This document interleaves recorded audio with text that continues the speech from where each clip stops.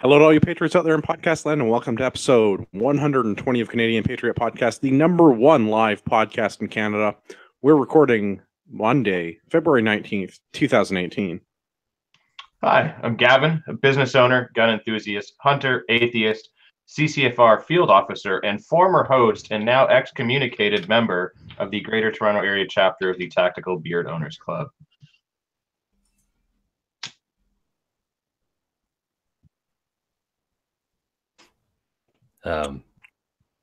Corey or Marty? I'm going by the show notes here. Okay, I'm Corey. I'm known as Mr. Dragonbeard. I co-host a show called Apostasy Now. It's a podcast. I'm not sure what else to say about myself. That's about it. It's a good start. We'll take that. Marty. Yeah. Marty, hunter, sports shooter in rural southern Ontario, and occasional teacher of pre-law. Because apparently we can just make that credit up whenever we want. Sweet. I've got some legal advice I need later.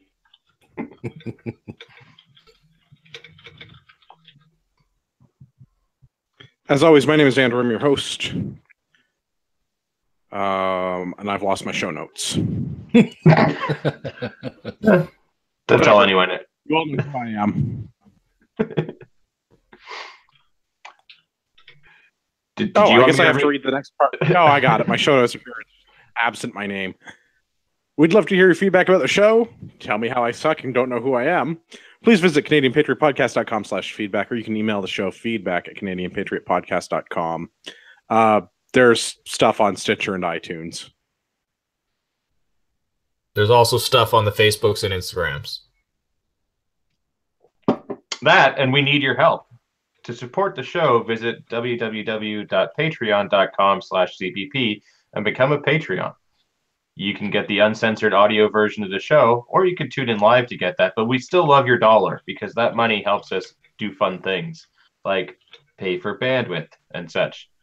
But yeah, the more you pledge, the cooler the rewards. I could draw a picture of you with the shiniest of ponies, or you could get a t-shirt for $20 plus shipping and theft.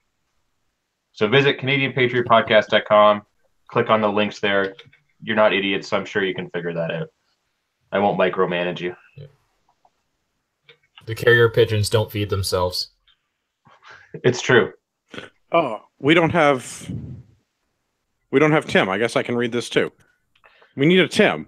Also, we need your help. To support the show, visit patreon.com. I just read that one. God, Oh. Worst podcast host ever. Yeah, where's the top for that?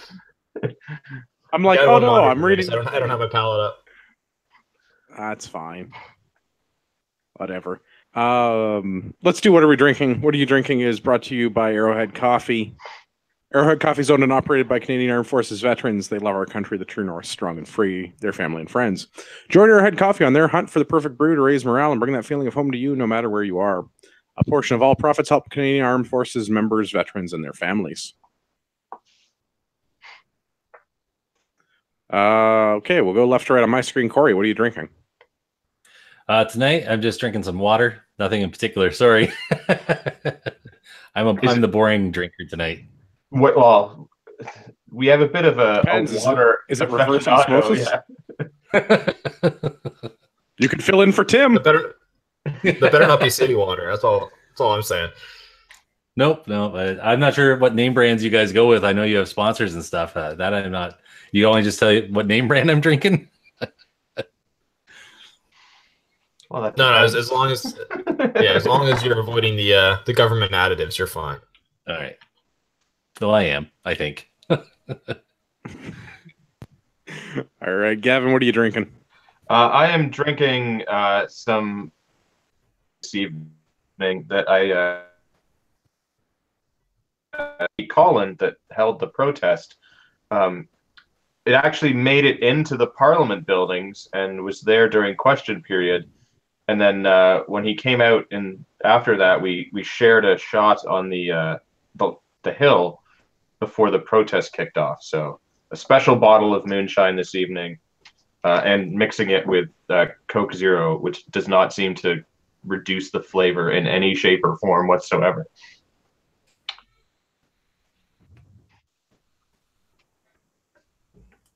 Marty, what are you drinking? Crown Northern Harvest and Coke Zero tonight. Ah, twinsies. Good choice. I'm also drinking Northern Harvest, but not It's, Coke Zero because it's what? I was gonna say it's quite smooth. Yes, I concur. I'm glad we had this conversation. Gavin, do you want to tell us about that protest? I do. I was fortunate enough to be able to take a couple days off and go and attend the protest I was just talking about on Parliament Hill in support of our veterans, put on by Colin. You know, he had some trials and tribulations putting this on, if you've been following along, and you know, they tried to cancel it and tell him that there was a conflict on the Hill and all of this and that and everything else. All in all, I think it was a successful day. It would have been nice if there had been a larger turnout, but given the sort of month and a half that he had to put it all together, you know, I think it was amazing that he was able to get out a couple hundred veterans and those that support them to, you know, to make people aware that this is a thing. The protest in conflict, if you will, that they were trying to get him to reschedule was the Sharon's Dream or Sandra's Dream or something. Essentially, it was a bunch of white students that were bussed in from Pierre Elliott Trudeau public school to talk about how bad the government is and treats the native population. So the bunch of, you know, elementary school students got up and were reading stuff that their teachers basically told them to say in front of everyone. And, you know, every other comment was that the government is racist because we don't treat our natives well. And, you know, if you took that part out, every other gripe essentially could have been what the veterans were complaining about and asking for. And that would be, you know, like equal treatment and the things that they deserve. So I told Colin that next year he needs to sneak a few kids in with letters and get them to read it on behalf of the veterans during that. But yeah, all in all, I think it was a great day. The weather was a little crap, but you know, that just helped prove our point that, you know, everyone's being left out in the cold. Some great speakers. One somewhat controversial speaker that kind of tried to hijack the event at one point. But yeah, it was good. I was happy to be there and help support them. Good. I'm glad to hear that. Anything else for the protest? You know, just keep following those guys, because like this is only the start, right? Like it's just going to keep getting bigger and bigger until, you know, our veterans are getting the things that they were promised and are getting looked after properly. So keep following the, you know, yeah, that's about it really. I mean, I could go on and on, but I mean, it was a bunch of people standing around on Parliament Hill, so. That's good. I don't understand why it requires them to do that to get the attention in this country, but it's good that they're getting the attention and working at it. Yeah. All right, let's get into the news. We'll start with Halton police officer was charged with theft. It wasn't a lot of theft though. It was only under $5,000. So I think that makes it petty theft. I think he also tried to defraud a credit card company, which is still fun and very illegal.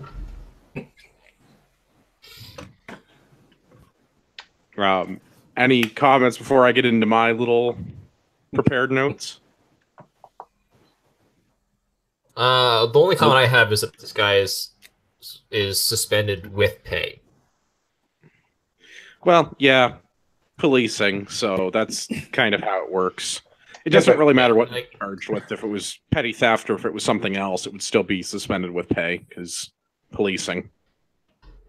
So, like, I could see if there's, you know, something questionable they've done as, you know, in the service of their position. But, like, if they're being charged with a crime, they should be at home without pay. Well, yeah, but I mean, they're being paid from the proceeds of theft. So theft to them isn't really a crime. So, you know, There's some gray area I gotta there. get my right? rock. That's a very big brain theory you have. I need my rock. Well, that's why he's probably getting in trouble. Is he's cut out the middleman? He just showed up to do the theft directly. Yeah. So Which oddly for, enough, for fun, you don't agree to the theft, they send him to collect the theft. Yeah. For fun, I went and looked up the petty theft stats on Stats Canada, and the most recent year was 2016. So the rate in Ontario per 100,000 people is just under 500 incidences of petty theft. And apparently amongst the Peel Police, I'm sorry, it's not Peel, the Halton Police Department, if you extrapolate out the numbers because they have 1,000 officers there, the rate of theft is about 100 for the police officers that they've caught this year. So you're 4 times more likely to be having your stuff stolen by somebody who is not a cop if you live in Halton, I think. No, but it's not. It's likely higher than that. Because this isn't Right, 496 cases of people that have been arrested for. This is just 496 per 100,000 of reports. Whereas we know that there's 1 in 1,000 that are being charged with it. So there's likely ones that have gotten away with it. I pulled the numbers for incidences of charges that were like passed through the court system. This was not just cases of people being charged. This was actual, yeah. So I tried to make it as fair to the police officer in this case as possible through the manipulation of statistics. I pulled the closest thing I could get on StatsCan, which was like cases where they had successfully charged someone after they'd committed petty theft. Wow. That is a shockingly high number. 500 per 100,000? Yeah. The people that are charged with petty theft, yeah, that does seem high to me. Yeah, okay. I thought it was a fairly reasonable number because Canada on the whole is like only slightly higher than that. So I guess when I looked at Ontario, I went, yeah, okay, that sounds reasonable. The other thing that I wanted to bring up with this is, of course, that for all of our anti-gun people, and we'll get into a firearm story later in the show, remember, you said only the police and the military should have firearms. This is what the police do. Bear that in mind when you want more gun regulations, or any other kind of regulations. Wow. Yeah.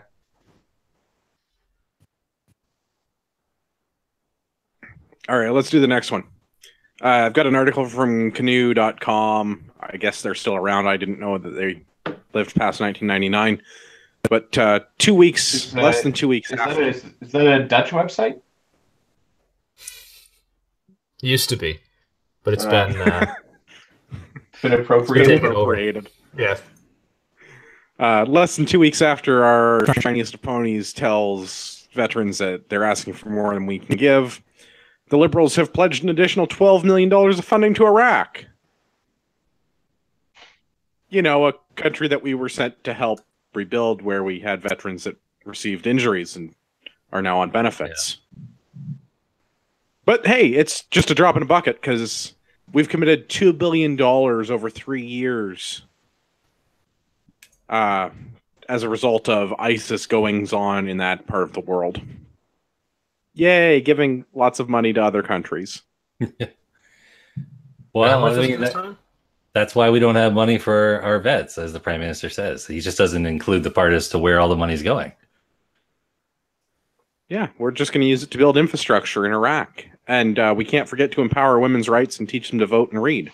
Help build schools and clean drinking water. If only Iraq had a government that could do that themselves.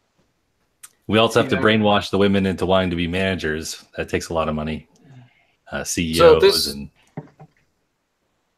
this 12 million to now. How does this relate to the $200 million that the Liberal government promised in July of 2016? Additional $12 million more dollars, but this is all. I thought the $200 million was going to solve all their problems. Now. No, that $200 million was only 10% of the total amount of money that we're giving these people over a 3-year period. Awesome. Yeah. Super awesome.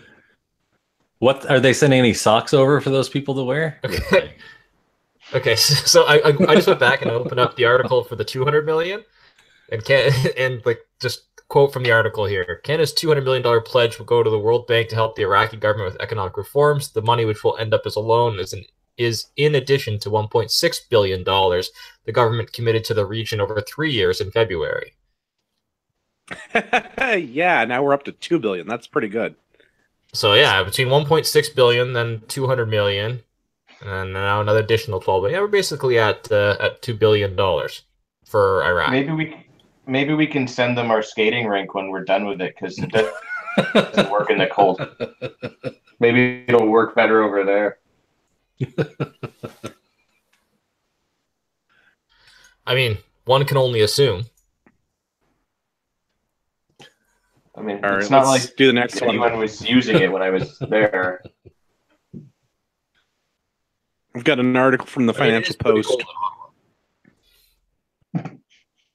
Marty, your delay is particularly bad today. Yeah. From the Financial Post, we've got an article. Whites Not Wanted is what Dalhousie University evidently considers progressive.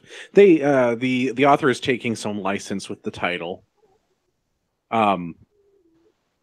Dalhousie didn't expressly say that they don't want a white dean of students, but they did say they want someone who is racially visible, and that's progressive speak for a visible minority, which is just progressive speak for a non-white and probably a non-Asian, because you have to have those non-white, non-Asian minorities. Yeah, the Asians have caught on to what's going on with them, and they're not liking it.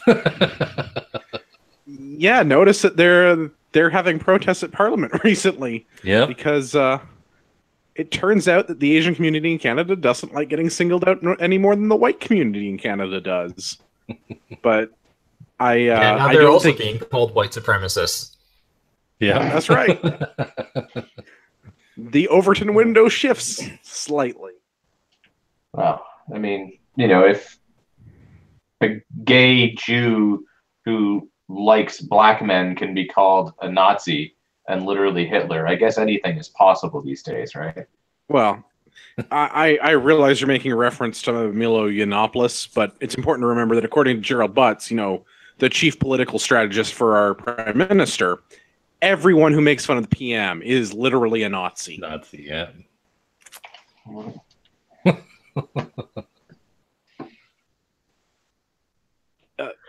Tangentially, I've been watching Man in the High Castle with the baby at night. It's pretty good TV for not being on TV and being through Amazon, whatever. But I'm gonna have to. I might have to cut a couple of pieces of audio to that, because I think we need like a C. Kyle for anytime Gerald Butts is on, as mentioned. You could use there's a great sound sample they've got on YouTube you can grab of Mark Hamill yelling Nazi. That sounds good. Yeah. Yeah, I'll work on that. So back to Dalhousie, getting off on my little tangent, because I need more drops. I don't really have anything good to say. It's just reverse racism. I just wanted to bring it up because I think it's funny that the progressives are being so progressive that they want to have a visible minority, not, the best qualified person for the job, just somebody who's not white. Yeah. So let's not talk about what you've done or what you have to say. Let's talk about what you are. Let's talk about your skin color. Let's talk about your genitals. Let's talk about yeah, like all the things that the progressive left is ardently against are the qualifying factors to become the dean of students at Dalhousie. Pretty sure that when I went through my HR course in college and stuff, that like they're not allowed to ask you that kind of stuff. So like those are protected things. Like it's a violation of your human rights if someone asks you like what your sex is and what your race is and stuff like that when applying for a job. So it's kind of weird that they would make those qualifications. It's almost like, someone should charge them and send them to like a human rights tribunal or something. I've actually gone through a human rights tribunal beginning part of a session where they're trying to moderate. That's when I was younger, but I found that I was pretty much treated like a nuisance, and I suspect it could have been because I was a white male. No one said it to me. but I have never bothered with that organization since. Fair. And I assume that most of the people on this panel will likely be on the receiving end of anything from a human rights tribunal and not on the complaint side of it. But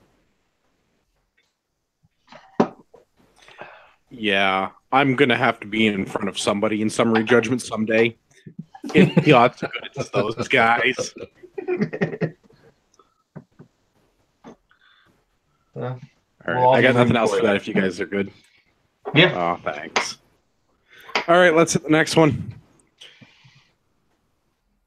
Trudeau to Facebook. Fix your fake news problem or face stricter regulations. This comes to us from the Red Toronto Star. Apparently, last year there was a meeting. There's details that have arisen of this now between our government, particularly the Prime Minister's office, and the Chief Operating Officer of Facebook. Where's my thing for that? Sheryl Sandberg. Who, yeah. I don't trust this person as far as I can throw them, but apparently to continue operating in Canada, Facebook is going to have to clamp down on their, quote, fake news or for some sort of restrictions by our government, but it's very vague and unclear as to what that is.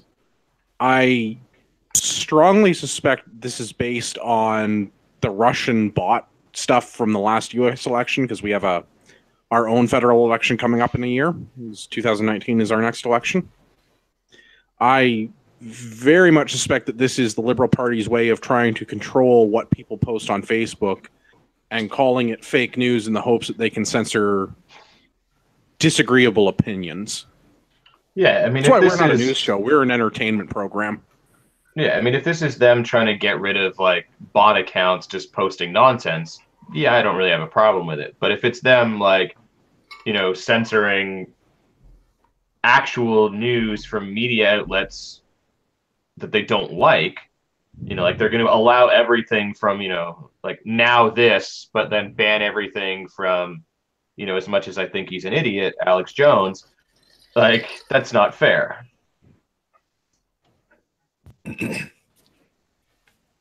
Yeah, I think this is preparation work. Sorry, go ahead, Marty. Well, we all know where this is going. I mean, this is the intention with this would be to anything that's sort of right leaning would be censored. That's what they're trying to do here. Yep. Like call a spade a spade. That's what this is all about. Whether or not they're concerned about the Russian bots, I mean, that's a bullshit argument on the U.S. side. It's a worse argument here in Canada. I agree.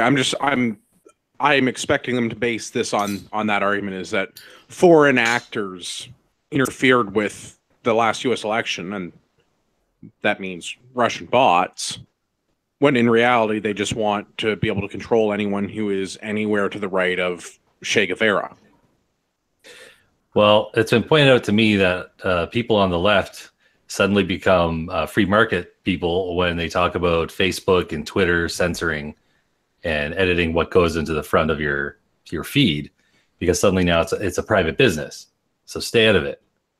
It's because it's motivated reasoning, right? But now we see here in this case, the government is directly getting involved in telling Facebook what to do. See, and that's we've had this argument before, and it's probably worthwhile to spend some time on the argument again. Is that it's a private business, so it's your sandbox. You do what you want in your sandbox, but things on the internet are also the public square. Yeah. Right. So this is a federally subsidized industry. The telecom companies that provide your internet access, as well as the companies that produce the content, or in this case, host the content, Facebook, receive government funding. So they are, in effect, the public square in the digital age. You can't regulate. I shouldn't say that. It would be immoral to regulate speech in the public square. So why are you doing it in the digital equivalent when you're receiving public funding? If Facebook wanted to pay all of their taxes that any other business should be paying, and the telecoms providing access to Facebook wanted to pay all of their taxes that they should be paying, and we weren't subsidizing these through corporate welfare schemes, then yes, Private business, do what you want.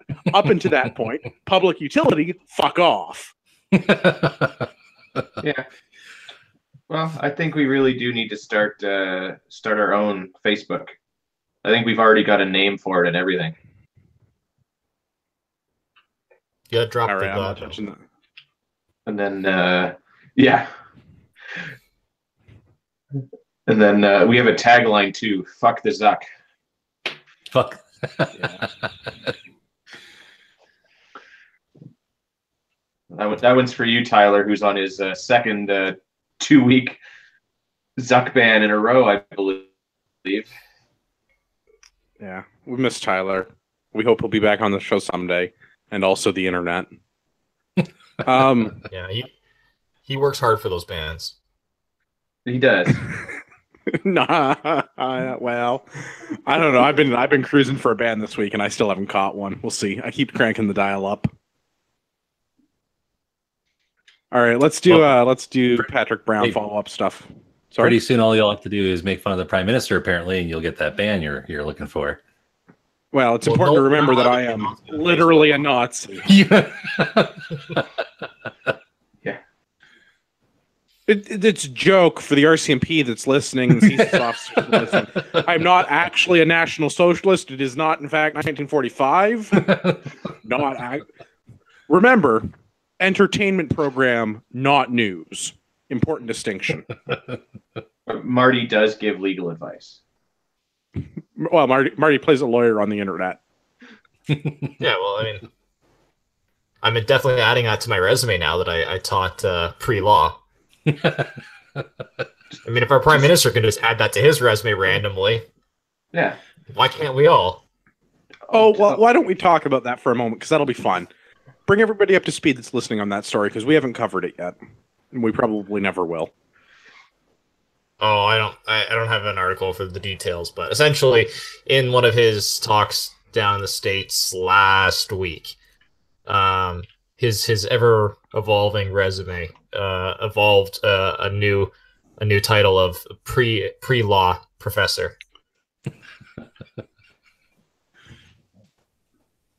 That's essentially it. I don't know what else. No, that's it. I have the link bookmarked. I'm just waiting on it to load because apparently my internet is powered by your pigeon today. This is from a yeah, I'll throw it in the show notes. It's a Toronto Sun article from February the 10th. And apparently, while he's been in office, the resume of the prime minister has changed slightly. He's grown new and exciting accolades. I don't really understand how this happened because he's been the prime minister, so I'm not really sure how he suddenly became somebody who professed pre-law. I don't have off the top of my head anything else he has changed, but I get the impression that this is not the first thing. Oh, there was something else Throw a link in too. the show notes. He had said something about having studied engineering for a few years, I think, to some university students, if I remember correctly. Yeah, that was the other one. Yeah, and they're like, doesn't that a few years usually mean like 3? Or like more than a semester? Yeah. Yeah, traditionally a few to me would mean more than a semester. Right? Like one, a couple, a few. That's typically how that works. But English is not my first language, so I could be mistaken. Oh, there it is at the very end of the article that I put in the show notes. He studied engineering in Montreal for 1 year. It's the same as a few. Yeah. That's just his drama teacher coming through. That's all. See, the problem is he should have studied math so he could count. And he studied engineering for 1 year, but he did it in French. That doesn't count. How hard is it to figure out how to erect a white flag? Sorry to our French audience. Everyone knows that French law is super fucked up and that British common law is way better. That's true. So. That's true. Yeah, we've got quality YouTube comments.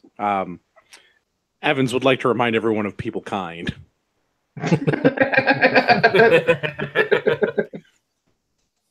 All right, let's do some follow up. We talked about Patrick Brown a while ago. Patrick Brown is back in the news this week, and Patrick Brown's getting litigious. No, that doesn't mean he found Jesus. It means he's suing everyone. Well, by everyone, I mean he's planning on suing CTV in a statement that was released on Facebook. Apparently, he thinks he can get some money out of CTV by suing them. I don't even know if he's trying to get money out of here. I think it's more this is a punitive type of thing. Like he's going after them for what they did to him, and I don't. Oh, this should absolutely be punitive. This was a defamation of character. This was a personal attack. But the editorial in the Toronto Sun is there might be some money involved in this, which I think there should be, because they cost him his party leadership. And they probably cost him an election. I don't think Patrick Brown's a particularly good dude, but this is not how we do politics. This is not how I would prefer that we did politics in a parliamentary democracy. Accusing people of raping one another and then removing them from office doesn't seem very democratic. Yeah. Like, we have much preferred ways of removing politicians from office. None that have been tried in this country yet.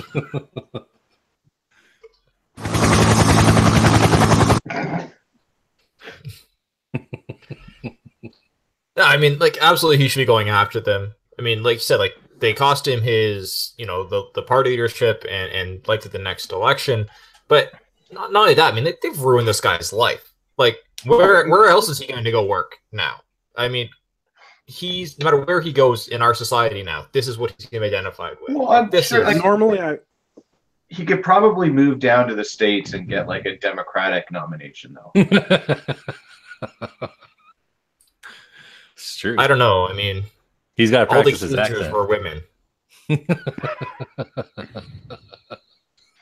Well, as long as he doesn't have a photo of himself grabbing like women's boobs that are unconscious, he's totally okay. That's the only thing that'll get you booted out.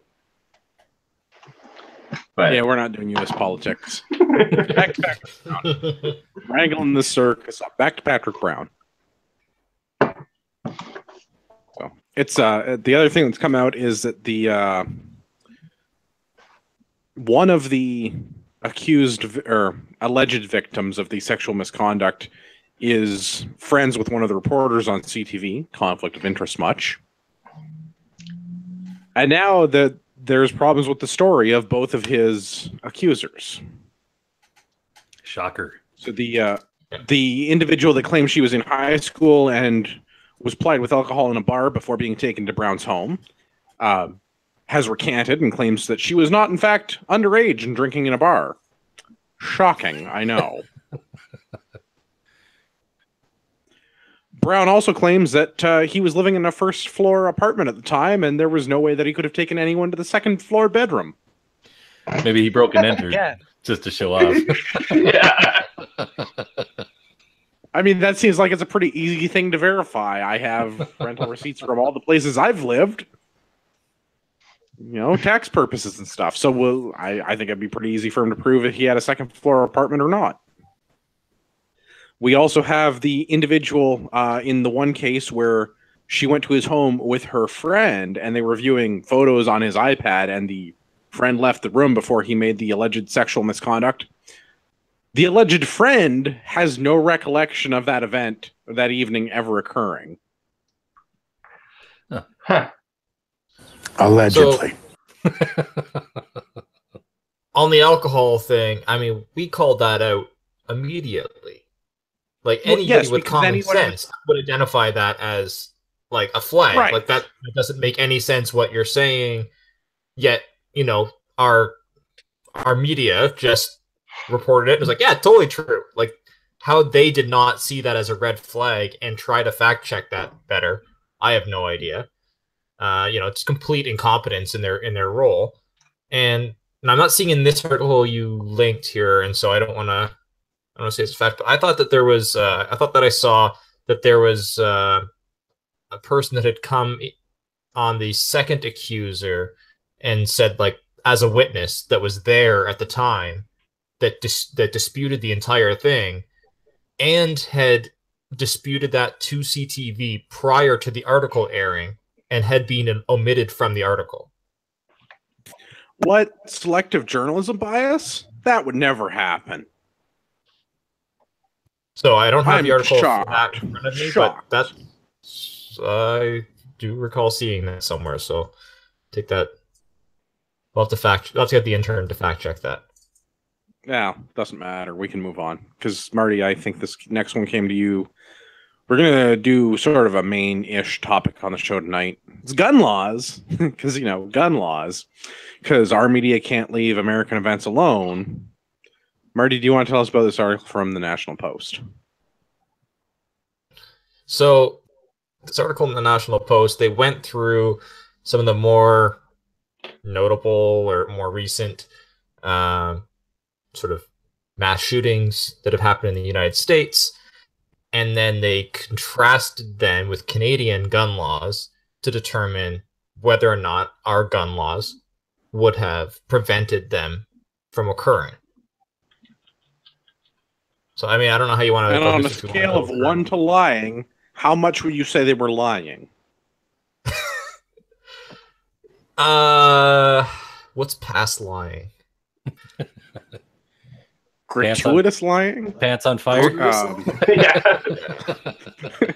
Pants on fire? I like that. We could go with that. Sounds appropriate. What do you call...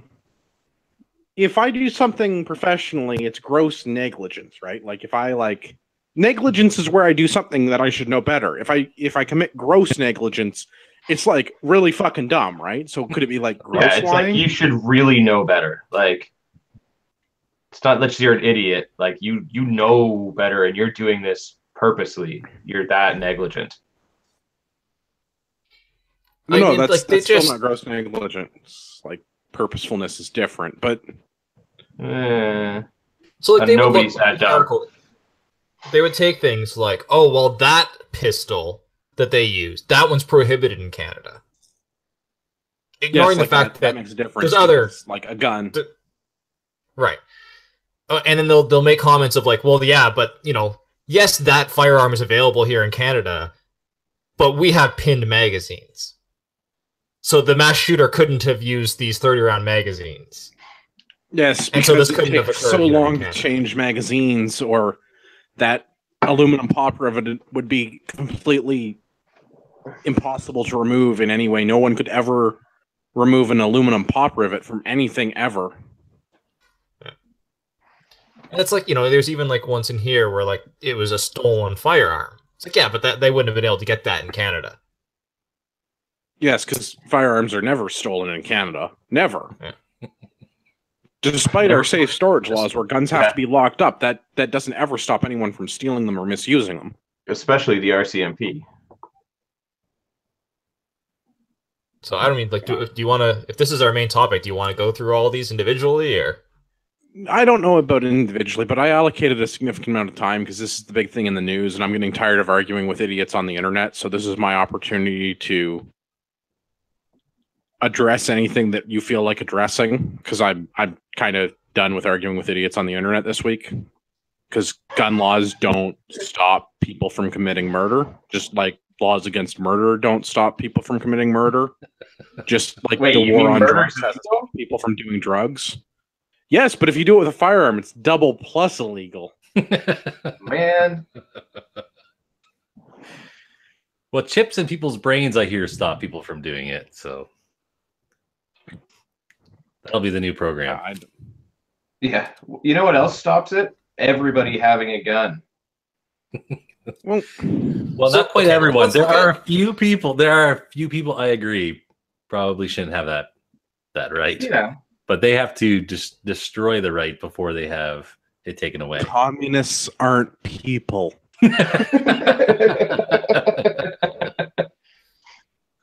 So they're not. So let's look at the Florida shooter one.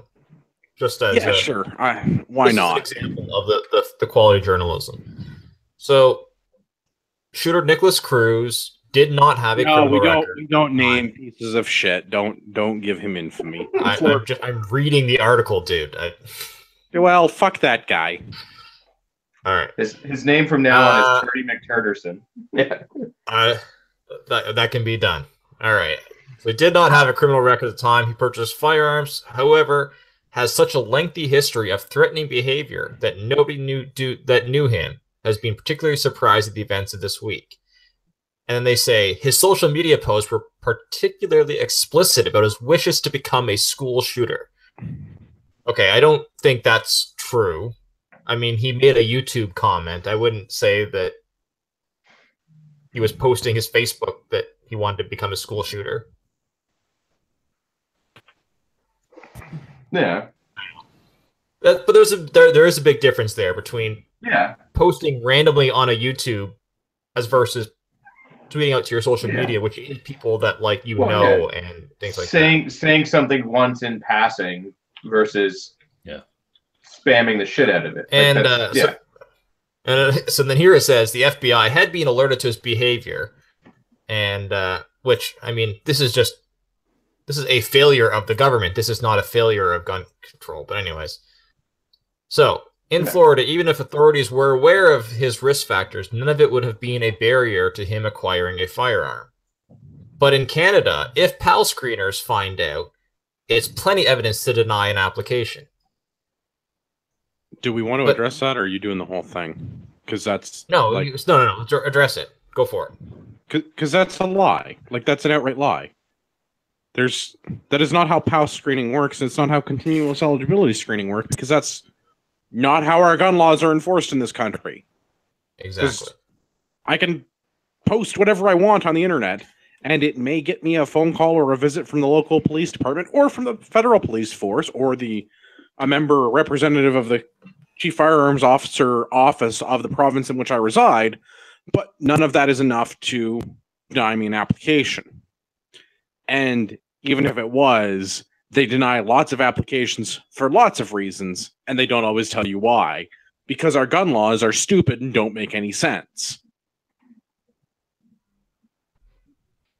Yeah, and that's so basically their entire crux of their argument about how this would, and this one was, they said maybe not occur in Canada, is that he would have been denied a PAL.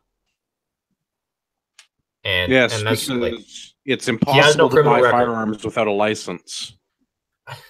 Even if they denied his PAL, like, there's so many logical flaws in this argument. Even if they denied his PAL because of his violent shootings in this country are done with illegal firearms. Right, that's the thing. Even if they denied his PAL application, he would still be able to obtain a firearm through another illegal mean, or use another method of attack, a different tool, if you will, rather than a firearm. Because, trucks of peace don't just drive themselves around. It takes a person to do that. The same thing with the assault rifle of evil. Like, it's not the assault rifle, it's not the truck of peace, it's the operator. Yeah. But this article should have been, 2 sentences long. Could Canadian gun laws have prevented this? No, because anybody with time, planning, can acquire an opportunity. Yeah. Yeah. Like, anybody that wants to can acquire, ammunition and a firearm, or manufacture themselves one. Like, this is, they're out there.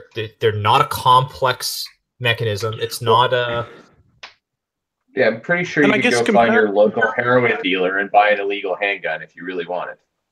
They probably know where to get them. Compare and contrast America to Canada. If he wanted to buy a firearm illegally in the United States, okay, so he doesn't have a PAL, but regardless of what state he's in, if he walks into a gun shop, or he goes through a federal firearms licensee, a person who makes a business of selling firearms legally, he still has to fill out a 4473. A 4473 is a federal form that goes to the ATF that is no different than the information that it's contained in the PALs that Canadian gun owners hold. It is their screening at the time of a purchase of each firearm. The PAL does the same thing. It just, in Canada, we get continuous eligibility screening, and we get a background check done every goddamn day. But it wouldn't matter, because if I was in the U.S. and I wanted to buy a gun, I'd still have to fill out a 4473, and I'd still get a background check done. So saying that it has anything to do with the PAL screeners is misleading at best.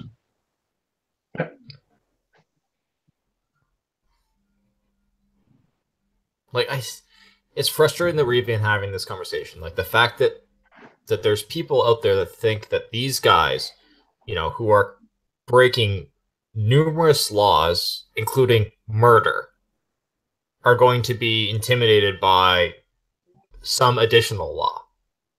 Yeah. Like one more charge on the 50 they've already got is going to be like the tipping point. They'd be like, yeah, most no. of these guys, this is their form of suicide. Yeah. Like they're expecting and wanting to be killed while doing this.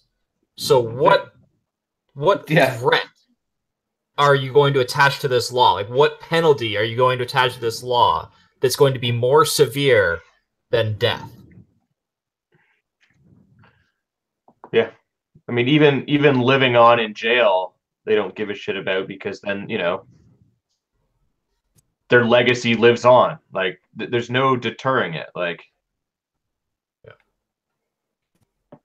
No, I think there is deterring it, but I think as a society we have lost our way. There are too many people that are on too many drugs that receive too little concern from their community or their family that leads to these sort of situations. The solution is not more gun laws. The solution is the restoring of the traditional family unit, the restoration of the traditional community. You're not allowed to say that. That's taboo.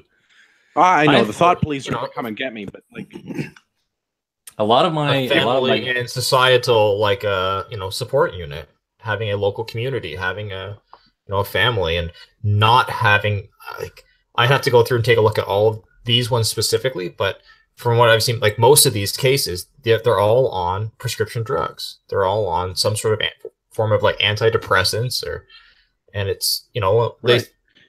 Because they're getting something, but they're not getting what they need to be a productive member of society. Because if we drug them, that's close enough.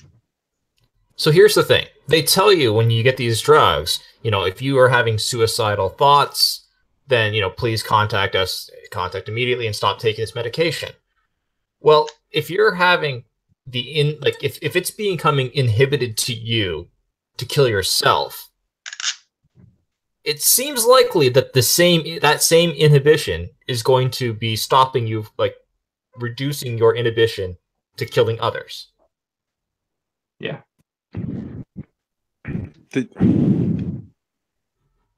We don't need more gun control. We need the return of traditional family structures and communities.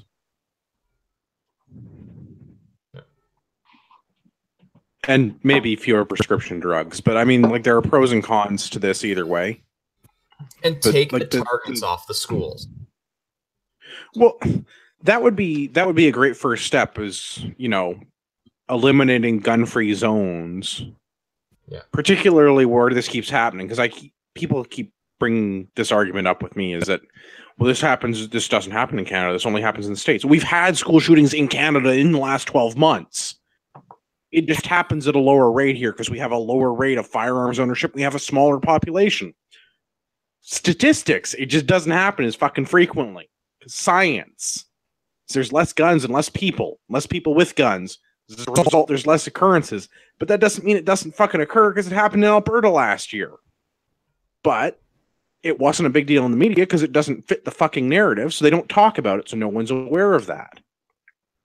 So we have a problem where we're addressing the U.S. mental health issue because we have all these people on all of these prescription drugs that mess with them and make them more suicidal than they would be without them. But hey, they might feel better, or, they might be completely fucking homicidal. There's no real way to tell, and nobody's there to support them because they have to go and check up with their doctor once a month to get their script renewed, or however frequently they need to get their script renewed. Like, start making hard targets. Like, as a very, basic level, if we're not going to change anything else, let's at least make their job a little bit more difficult. I can understand the frustration that I don't own a gun. But well, you're wrong. That's choice. If I wanted a gun, I would get a gun. I think that in Canada there's some kind of restriction about. I'm not sure what the length is because I got a divorce, but I think they have some restrictions in place. I'm not as knowledgeable as you guys are about the issues surrounding guns and the specifics of the law, but I can tell you that I totally feel for you guys about going through the same arguments again and again with people saying the same nonsense about this issue. My favorite one, because I'm a professional truck driver for a living, is that they say the only thing they don't like the comparison between automobiles and guns. They say the only thing that guns are for is for killing. Automobiles have a different purpose. But as a truck driver, almost every single night, I have to take some action to stop a collision because someone's coming into my lane or they're not watching. They jump into my lane without any, every night this happens. And I can tell you that people die. Like it's not a game. If people are not paying attention, it takes just a split second. And so I find a complete comparison about irresponsibility is the issue. Criminal intent is the issue. Yeah. And I don't understand what the you can't regulate irresponsible people. Like that's right. just they're irresponsible. They don't care. Like that's the nature of them. Like they like, but I should be able to rip the warning labels off of everything and let that sort itself out. It wouldn't take very long. Yeah, like drunk driving is illegal, but how many people still do that? Like driving under the influence of anything is illegal. How many people still do that, right? It doesn't matter what you make. These people are not anti-gun, and that's what they themselves are not realizing, because they want the police to come and take the guns from the law-abiding firearms owners. Well, they are expecting the police to go there with their guns and the government to go there with their guns to then take the firearms away from the legal firearms owners. So they're not anti-gun. They're just anti-civilians or, private citizens owning guns. So essentially all they're asking for is to have the guns centralized with a few political elite. Like their banks. Well, a lot of my friends, again, you guys don't know me very well. A lot of my friends are left-leaning because I went to university and such, and I'm an atheist. So I spend a lot of my time butting my head against the wall that is leftism. And yeah, these arguments, they continually go around, and I don't understand. You'll give them a perfectly good walkthrough. What gets me is they'll say, we're the political side as progressives, that we're educated and we embrace science. Well, then you try and talk to them about, let's put some data into this conversation. Oh, well, that doesn't matter. This many people died. Yeah. You're a monster if you don't side with me. Yeah. Well, yeah, you look at the stats and they say like 31,000 people a year. And you're like, man, that's a lot. But when your population is 300 million, that's, 0.009% or whatever, like less than 1%. Yep. Much less than 1%. So progressivism is anti-science. It is ignoring data and evidence for feeling. Yeah. Just like we were going to grow the economy from the heart outward.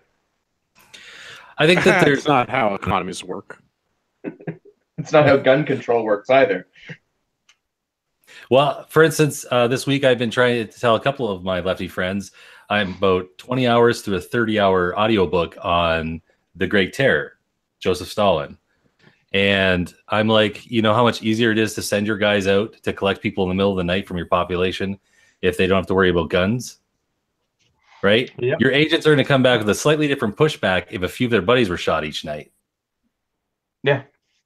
Well, any good totalitarian, system, left or right, the first thing they do is take everyone's guns.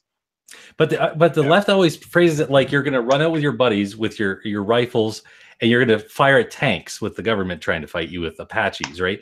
Like this is not the scenario, right? No one that I've ever talked to who owns a gun thinks that they're going to go and shoot at the military and kill everybody. I mean, there's probably unstable people who might think that, but they are, they're unstable. That's why we call them that. Yeah, but I mean, in the face of that argument, we have like, what are you going to do as a gun owner with your AR-15 versus the entire government? Look at America in Vietnam and everyone in Afghanistan in the last 100 years. Yeah. The Russians in Afghanistan, the Americans in Afghanistan, the Canadians in Afghanistan, like sheep herders with AK-47s You Yeah. have Guerrilla people with warfare. Moabs and tanks. Like, Yeah. it's not the man with the AR-15, it's the man with a will. Well, it just strikes me as they're the ones that say that they're so educated, and I'm trying to tell them, like, look, this has happened in history. I can give you tons of historical evidence about how this went down, how they call it the Great Terror for a reason. They wanted to terrorize. That wasn't real communism. Yeah, That, that's right. Yeah, I mean, how the Gulag Archipelago is not required reading in high school is beyond me. I mean, that is such a historical significance. because we were too busy reading the shipping news. The Great Gatsby. And what's that other one that all the serial killers are found with? Catcher in the Rye. Yeah, that's the Communist one. Manifesto? Yeah, yeah. Those are mandatory reading, and you wonder why people end up being murderers. You know, they all found a copy of Catcher in the Rye. Well, if someone had just made a law that said that Stalin couldn't go around grabbing people out of their houses at night, then everything would have stopped and it would have been fine. Yeah. It's almost like he abused authority, and that was really how it went down. Yeah, well, I like my dangerous freedom over peaceful slavery any day. Yeah, I hear that. I just want the government to be small and leave me alone. Also, I want to be heavily armed because recreational nuclear devices should be legal. Yes. How Yes, else will they I protect my pot plants? With a flamethrower from the Boring Company? You could also use it to light a really giant doobie. I bet you could light a bushel of doobies. I recently learned, well, not recently anymore, but I once learned that a bushel is a lot of weed. Like, a lot. I'm not very versed on drug culture. Yeah, what did you say? 10 pounds as the monthly as the monthly allotment? I wish. That'd be a lot. Basically, I'm like a liberal politician when it comes to gun laws. I just make it up. All right, let's talk about the Philpott report. I was way more excited about the Philpott report when I wrote it than when we're doing it now on the show, because I had an intern do some quality interning. Tesla Model X all-electric SUVs converted to a police cruiser by the Ontario Police. I was all like, oh, great. They wasted like $100,000 on an electric SUV. That's going to be freaking great to talk about. Turns out it's on a 10-day loan from an anonymous donor. So the Philpott report is not as Philpotty as I would like, but it does make me sad that the OPP was considering at any level using electric vehicles as their vehicles. That's silly. That's probably a way to get the electric bills up, right? But like, here's the thing: like, this article even points out the fact of the amount of mileage that the annual mileage of a police cruiser and how high it is. Well, that's exactly the reason why a Tesla makes no sense. Is our police cruisers don't stop when one shift ends, another police officer gets in and keeps driving. Right. Then I was like, electric vehicles don't make sense for this. I mean, maybe partially electric vehicles, because there are advantages that you could potentially gain. A lot of it stop and go driving in urban centers, so like regenerative braking and stuff could be advantageous. But all electric vehicles as a work vehicle don't make a ton of sense when it has to run all the time. I mean, the Tesla has good performance specs. I mean, it is effectively a sports car, but not when you have to charge it 12 hours a day. I believe the tradition is that we are supposed to just put all these things in place because they sound nice to people and then worry about all the problems that happen afterwards. I think that's the tradition, isn't it? Yeah, we don't... Sounds right. I'd say let them have their electric cars, because then, like, when... I call the cops and they can't show up because they're charging their electric cars. That's more justification for me to have firearms, right? No, we're just going to buy twice as many and get more cops and spend even more of your theft. The cops will have to be in shape from pushing their cars everywhere. Yeah. Hey, they could just put those little bike. They can put those little bike wheels into the passenger seat for the Yeah. charging up manually for the passenger.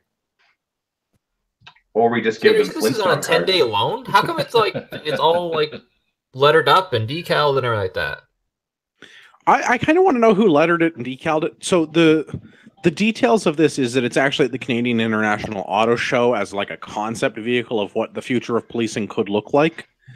And I don't know the party who it's on loan from, but apparently it's on a 10-day loan from somebody who thought that the police would look super cool driving in Tesla X. I mean, it's great publicity for Tesla. Like, it is. Well, hey, if they could stop living off my fucking tax dollars, it'd be even better. Yeah. Yep. But I don't know. Maybe they just did one of those vinyl wraps or whatever. They just did it really well. Yeah, so I don't know who they did or how they did, but I mean, it's kind of goofy that this was a thing that happened.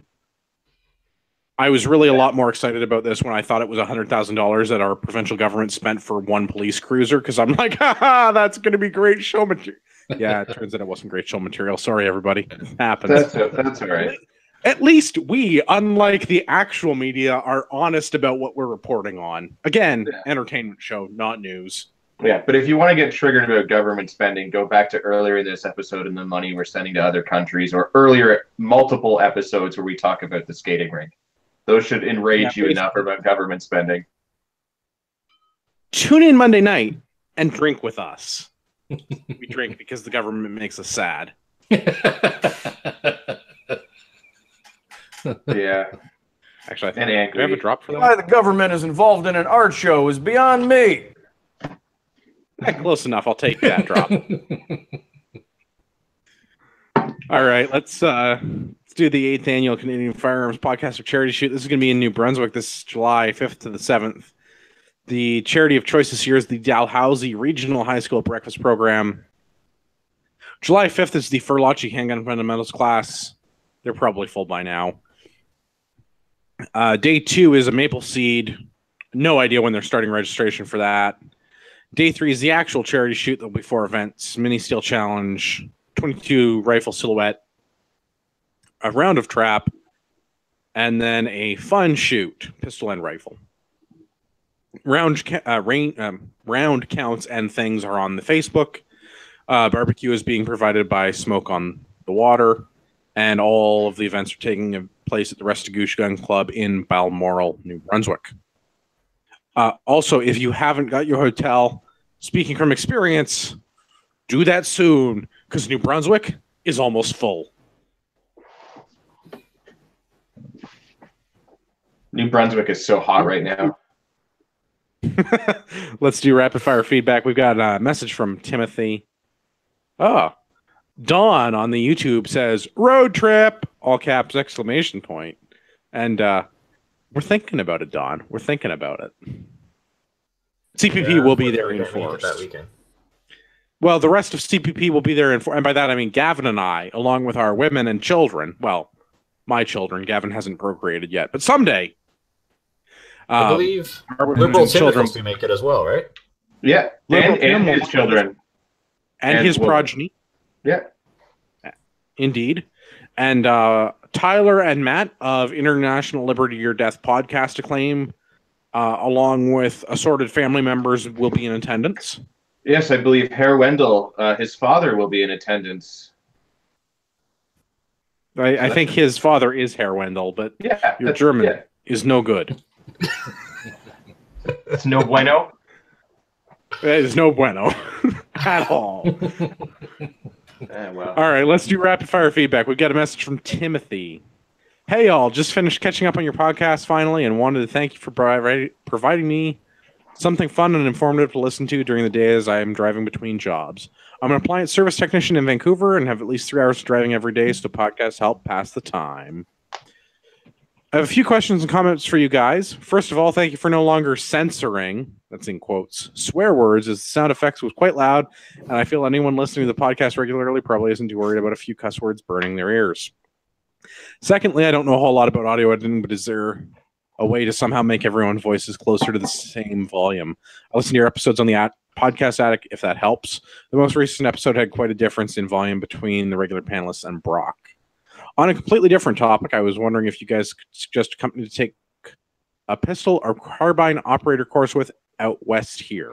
I know how to physically operate all of my firearms, and I've put many thousand rounds through them, but I'm still fairly shitty shot. Also, the range I go to is a bunch of old fuds that shoot their hunting rifle once a year and think their SKS is a viable combat rifle. Anyways, thanks for doing the podcast, and congrats to Andrew on the new kid. Postscript, is there some running joke about Rod not coming on the podcast? I feel like you've been saying sorry to him for the last 30 episodes. All right, let's try and quickly address all of these. You're welcome for not cussing it or not beeping out the cussing anymore. I don't have the time to edit the show. I run it through a couple of things and then we put it out. In regards to the audio levels, I have tried on certain episodes, including the episode last week with Brock, to adjust the audio levels in Audacity. Everything comes into Google Hangouts as a single stream. We don't record everyone's stream because the logistics of doing everybody's audio individually and then splicing it together is a giant pain in the dick, and I'm not down with that. What I can do is level the sound, but then it makes people that are louder sound funny, and people that are quieter sound funny in a different way. They sound really tinny, and then I sound really clipped, and it's really bad. So the regular panelists, we pretty well got the audio situation all sorted out for them. We've got it leveled on each panelist's side. And other people that have a decent audio setup, like Corey does this evening, it should be pretty close to level because I can see it as we're recording. When people do it off their phone, like Brock did or like Colin did, they're doing it off their phone. It's not a great quality microphone to begin with. It's just the way audio works. There's not a ton we can do about it. I kind of fuck with it in post, but usually it doesn't make it better. It just makes it worse in a different way, or like equally bad, but in a different way. Sorry, it is what it is. Give us money on Patreon so we can buy people better microphones, I guess. There you go. Or give us a lot more money on Patreon and I can hire somebody to do the editing, because that would also, because then we could like stitch shit together, but that would cost a lot of money. Like, I don't know exactly off the top of my head, but it's something like $20 or $30 per hour of content as a bare minimum.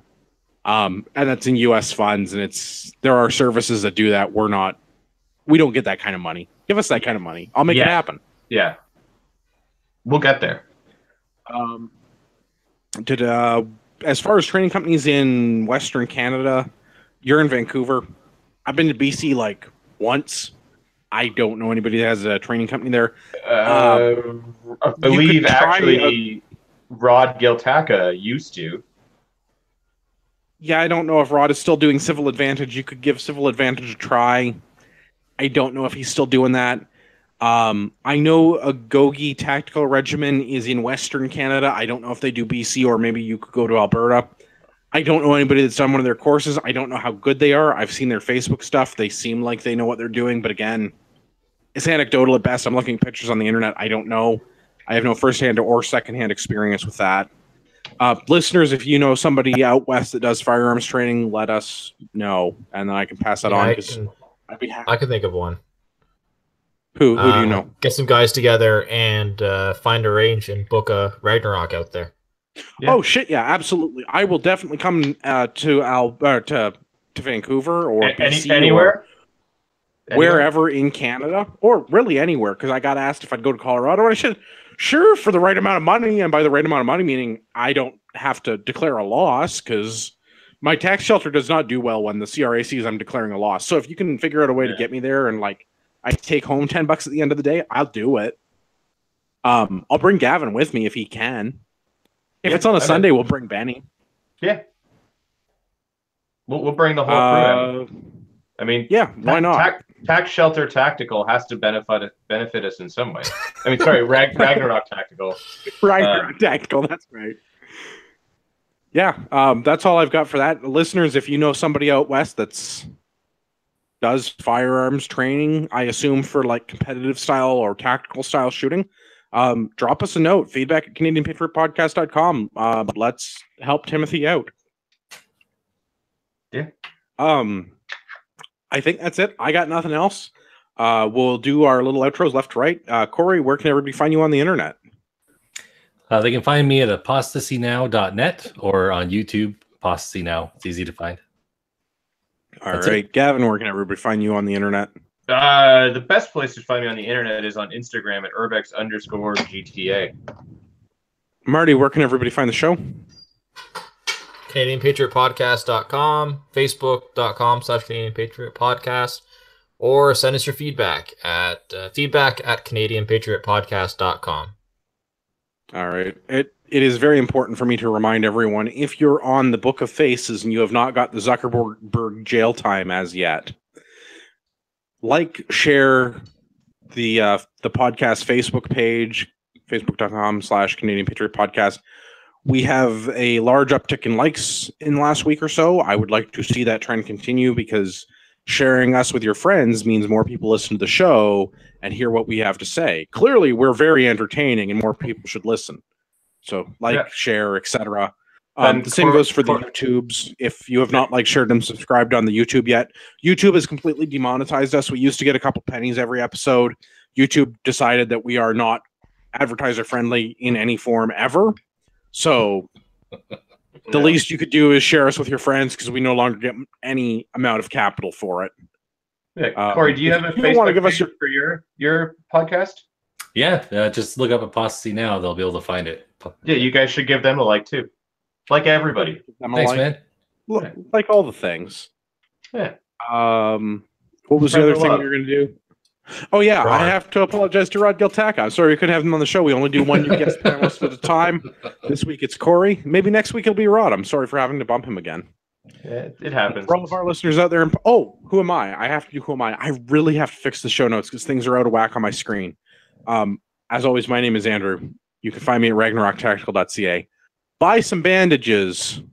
Hopes and prayers only get you so far. Tourniquets and gauze work much better. For all of our listeners out there in podcast land, I'd like to remind you that you are the true north, strong and free.